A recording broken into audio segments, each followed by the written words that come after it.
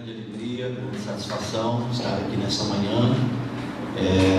Como disse aqui o Elielson, nos sentimos privilegiados de poder estar com vocês.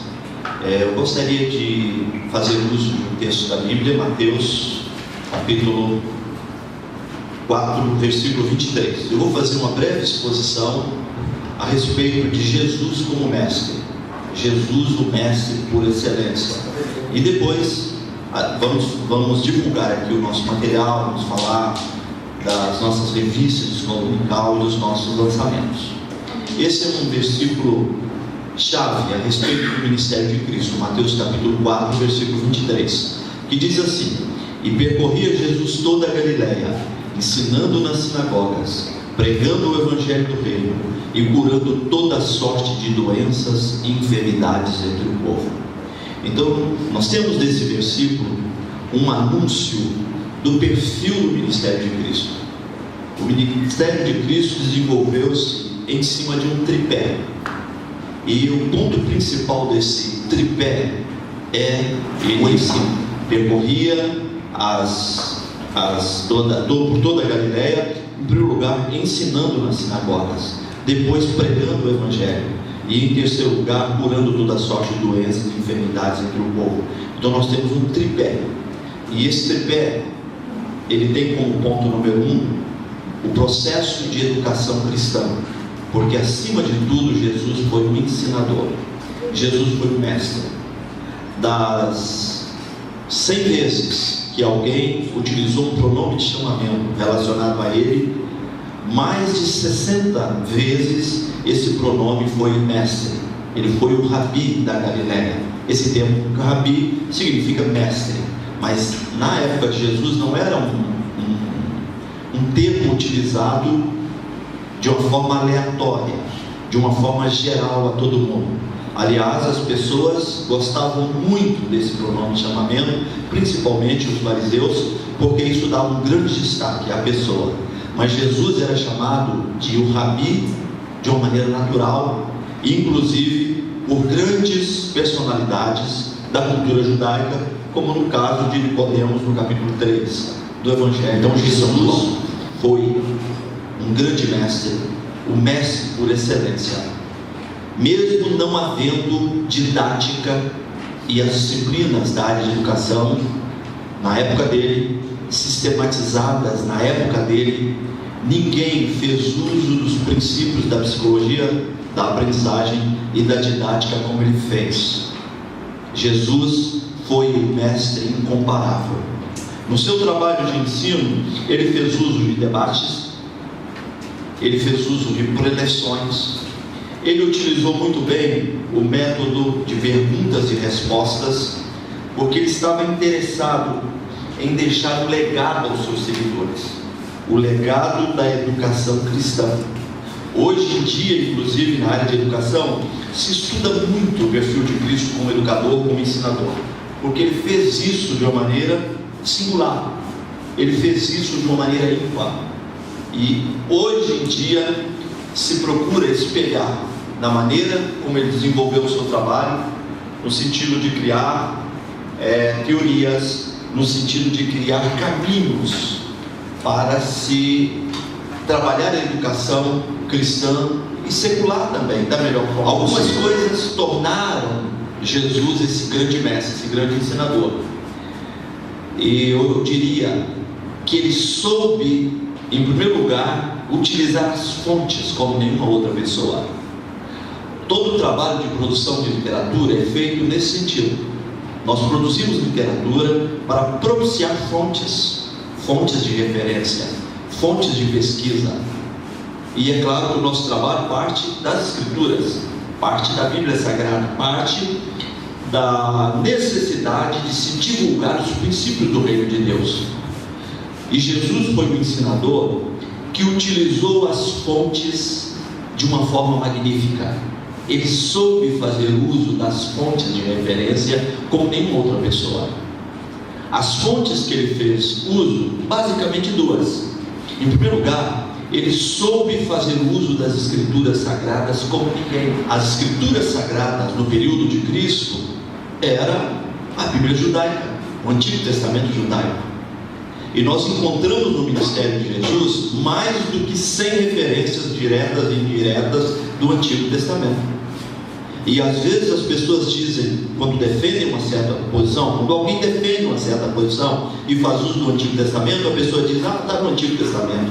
Mas o Antigo Testamento foi a Bíblia que Jesus lia, foi a Bíblia que Jesus utilizou como referência, e por diversas vezes ele usou os textos do Antigo Testamento para apoiar, para dar força à sua pregação, ao seu ensino. A Bíblia que ele lia, que era o Antigo Testamento, se tornou para ele a sua principal fonte de consulta, a sua principal fonte de referência. Mas Jesus também soube usar o mundo natural. Nos discursos que ele fez, por exemplo, o Sermão da Montanha, nós vamos encontrá-lo falando a respeito das aves do céu. Nós vamos vê-lo falando dos lírios do campo. Olhai para os lírios do campo, que não descem nem fiam, mas nem Salomão em toda a sua glória se vestiu como um deles. Então você percebe Jesus fazendo uso dos sinais da natureza, porque ele soube utilizar o mundo natural em seu próprio benefício, na sua tarefa de ensinar. Ele soube utilizar o cotidiano, o seu dia a dia, e ele fez isso de uma forma extremamente criativa, ao ponto de trazer as multidões à sua volta. Nós temos passagens bíblicas, por exemplo, aquela da tempestade no mar.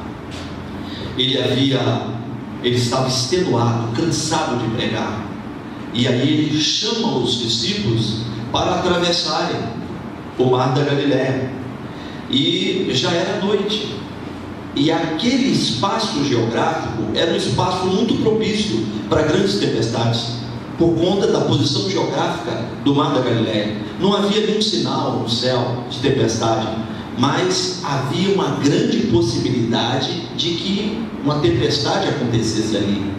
E aqueles homens, que eram homens da natureza, eles sabiam disso, que havia grandes chances de que um temporal os acometesse naquela travessia. Mas mesmo assim Jesus dá ordem a eles, vamos atravessar, e eles não titubeiam, eles simplesmente seguem o comando de Jesus. E tem algumas pessoas que perguntam por que eles foram tão prontos. Se você pegar o contexto antecedente, você vai ver que ele estava ensinando aos seus discípulos, e era um ensino com tanta criatividade, era um ensino que envolveu tanto aqueles homens, que quando eles ouvem aquela ordem, eles simplesmente ignoram a grande possibilidade de uma tempestade, um temporal, e eles simplesmente entram naquele barco e seguem a Jesus. E eles fizeram isso, claro, que confiavam em Jesus, que acreditavam na sua mensagem, mas eles tinham acabado de ser testemunhas oculares dos seus grandes ensinos. E você tem aquela passagem em que as pessoas dizem: nós vamos ouvi-lo porque ele não ensina como os escribas e fariseus, mas ele ensina como quem tem autoridade. Então Jesus é o mestre por excelência. Jesus é a nossa referência como educador cristão. Nenhum homem ensinou de uma forma tão eficiente, de uma forma tão eficaz como ele o fez. E eu vou colocar aqui para vocês, para a gente finalizar, 4 características do ensino de Jesus. A primeira característica é que o ensino de Jesus foi um ensino adequado. Ele era objetivo em ensinar. Ele ensinava de acordo com as necessidades do seu ouvinte. O nosso ensino precisa conter esse princípio, o princípio da adequação. As pessoas aprendem muito mais aquelas coisas que elas entendem ser necessárias a elas. O nosso sistema educacional secular, ele é muitas vezes interessante. Por quê? Porque o aluno aprende muita coisa que não tem referência na vida dele fora da escola. É só você lembrar tudo que você aprendeu no ensino fundamental, no ensino médio, até na faculdade. Você vai ver que muito do que foi aprendido não tem referência no dia a dia, na nossa vida prática. Mas Jesus não ensinou dessa forma. Ele ministrou a mensagem certa para a pessoa certa, de acordo com a necessidade daquela pessoa que o havia abordado. Essa é a primeira característica do ensino de Jesus. Era um ensino adequado. Em segundo lugar, era um ensino cativante. Por que é que ele levava as multidões atrás dele? Porque as pessoas se sentiam atraídas por aquele ensino. As pessoas percebiam que não era um ensino de senso comum. Os ensinos de Jesus, em momento algum, caíam na mesmice. As pessoas, ao ouvi-lo, se sentiam motivadas, atentas, porque ele tinha todo o manejo daquele grupo com o qual ele trabalhava, e ele ensinava, ele causava admiração em todo mundo. E é exatamente por esse motivo que as multidões acorriam para ouvi-lo e ficavam à sua volta, porque tinham apetite por conta da força daqueles ensinamentos. A terceira característica dos ensinos de Jesus